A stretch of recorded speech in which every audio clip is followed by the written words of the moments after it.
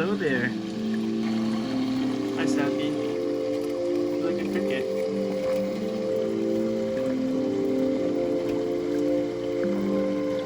Hey, buddy. Hey, buddy, you want one too? Oh, come on. Here. No fighting. Perfectly good cricket here. Why don't you take this? Take this.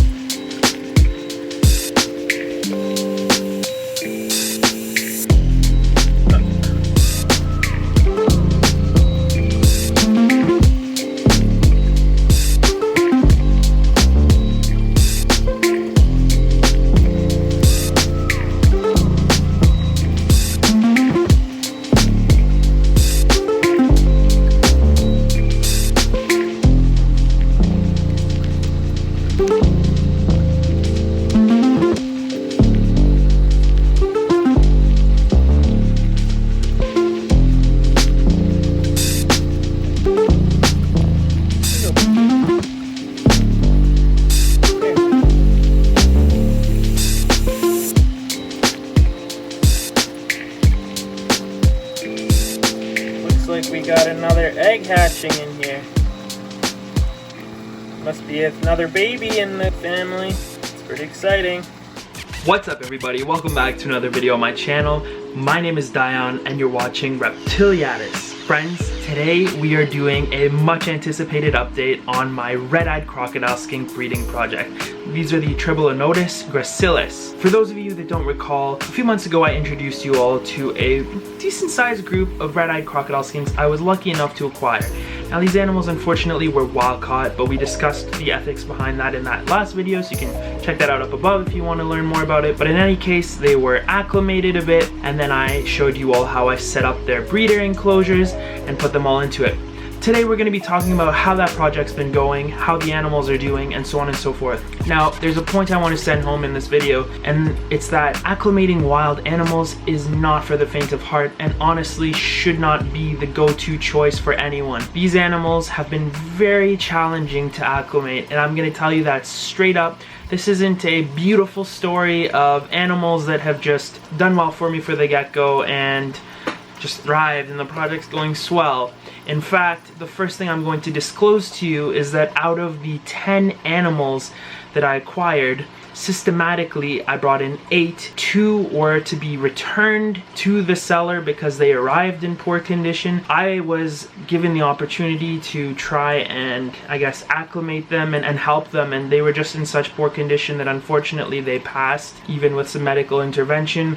The third of the animals that passed seemed to be doing okay, and even with parasite treatment, a bit of force feeding, she still didn't make it. So I'm sad to share that I have lost 3 of the 10 red-eyed crocodile skinks that were brought in, but I'm also very grateful and thankful to share that I have 6 T. gracilis and 1 T. nova, who is Little Nova, as you have all come to fall in love with, that are doing well. I will say well. Maybe 3 of the 7 are okay, more so than well. But today I'm gonna take the time to really show you guys what kind of work has been going into bringing these animals to the point they're at today. I've had to treat them with Panicure orally. I've had to feed them a carnivore care type paste because they weren't taking food after that. And these animals have to be the hardest critters I've ever had to force feed in my life. Their jaw strength, their desire to not open their mouth made it a living nightmare for me to administer medication into their mouths. Thankfully, my friend Bree suggested that I use a guitar pick. And let me tell you, that worked so well. It was like God-sent advice. So honestly, who knows? I was trying so hard to get their mouths open. Some of them would just gape out of anger, but most of them would just clench their jaw and make it impossible to open. You know, I've had to do this with everything from leaf-tailed geckos to other types of reptiles, chameleons, you name it. And it's so much harder with these guys. They don't really have a true lip either, so it wasn't a matter of like dripping medication medication on their lip and they'd lap it up, they wouldn't do that. It had to be administered into the mouth. So today you'll see how I use the guitar pick to kind of prop open their mouth, slide in the syringe, and administer medication. You'll see how I did some of that force feeding, and then I'll just give you an overall update on how the animals are looking and doing as the project progresses. But right now it's all about acclimating, all about getting their weights up, all about seeing them eat live prey, which gives me so much joy. So stay tuned for that. Intense introduction to today's video topic. I do just want to introduce myself. My name is Dion. I make videos about specialty pets. That includes everything from reptiles, amphibians, different kinds of invertebrates, and more.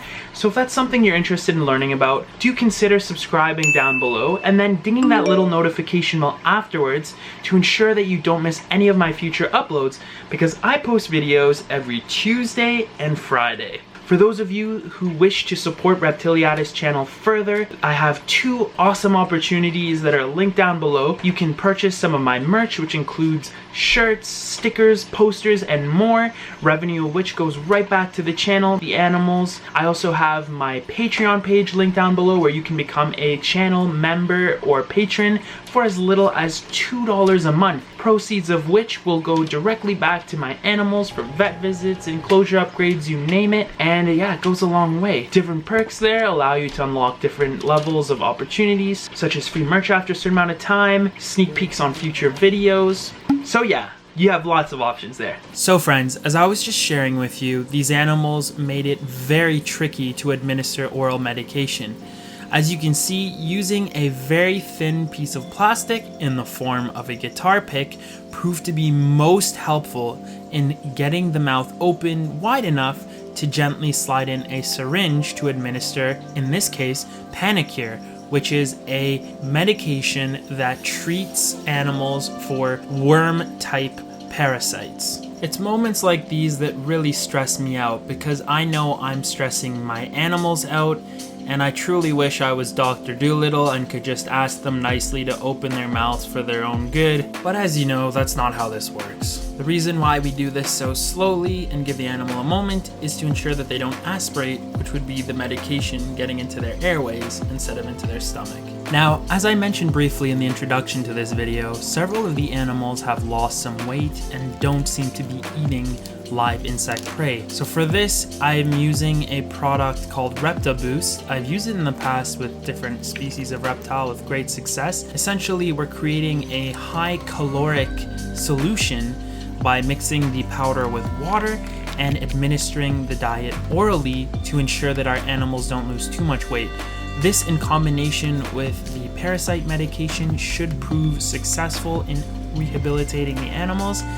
It will at the very least hopefully provide us with stool samples that could be examined by veterinarians such as Dr. Brown himself, the main man. But right now it's a bit tricky, because if the animals aren't eating, they're gonna get more sick. If they're not defecating because they're not eating, we don't have anything to go by to bring to a vet if that needs to be the next course of action.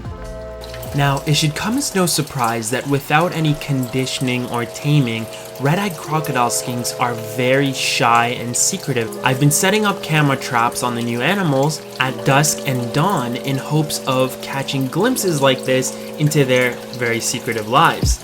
Here you can see the two animals are communicating as they take turns drinking and bathing from the water feature in their enclosure. I found this footage to be really fascinating and rewarding to capture.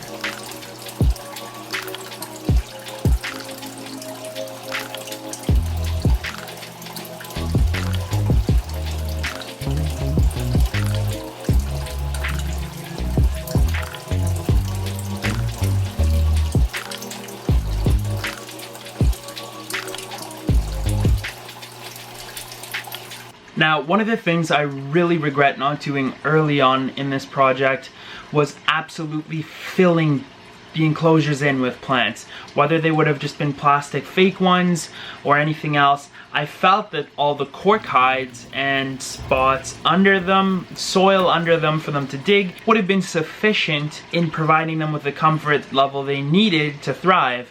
However, I was gravely mistaken.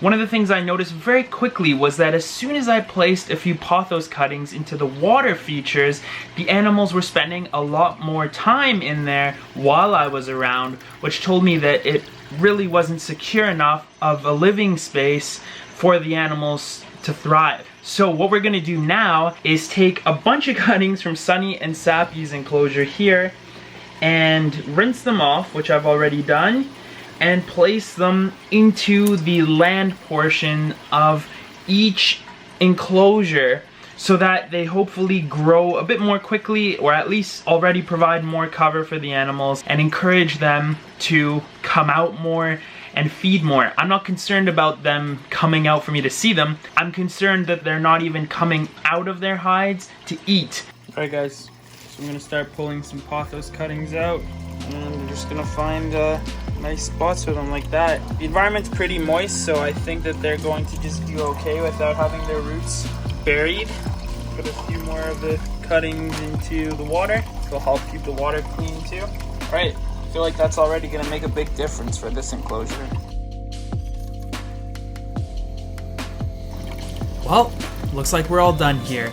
If you ask me, this small effort makes a huge difference in providing these red-eyed crocodile skinks with a significant amount more cover and sense of security.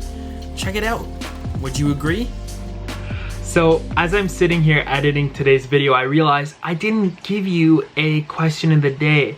So here I am adding it afterwards. For today's question of the day, I'd like to ask you all, what is the most challenging animal you've ever had to acclimate in your pet family, let's say? Animals can be very challenging to bring around, whether it's separation anxiety from their litter mates, maybe you've brought a bird into your home that has past trauma and is plucking its feathers, or maybe you have red-eyed crocodile skinks like me that are proving to be very challenging to acclimate. I'm curious to know what your experiences as a hobbyist or keeper of animals is, so let me know in the comments section down below.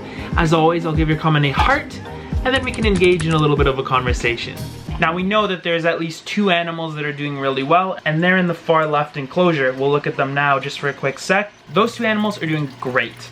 I put the little containers in with some superworms and mealworms, and most of them are usually gone. I'm still doing the panicure treatments to make sure they're fully dewormed, but we have this middle enclosure that has the 2 animals that are doing the least well, and they're the ones that are getting the carnivore care every few days to minimize stress. And then we have the far enclosure where there is 1 animal in particular that isn't doing so fantastic.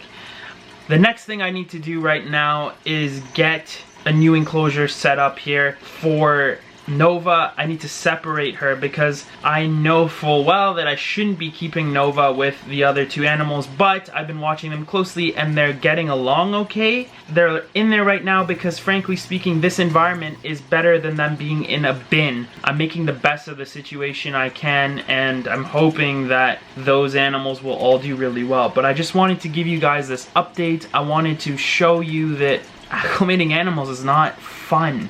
It's rewarding when they do well. There's an immense responsibility that you put on your shoulders to bring these animals back to health, especially with animals that stress easily and decline in health rapidly.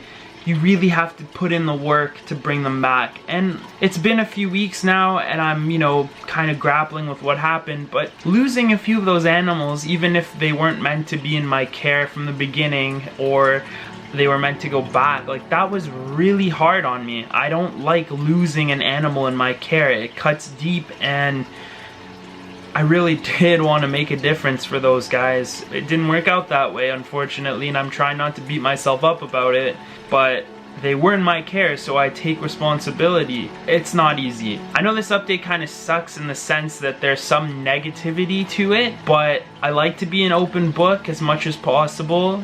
I didn't want to sugarcoat this project. It's not an easy thing to do.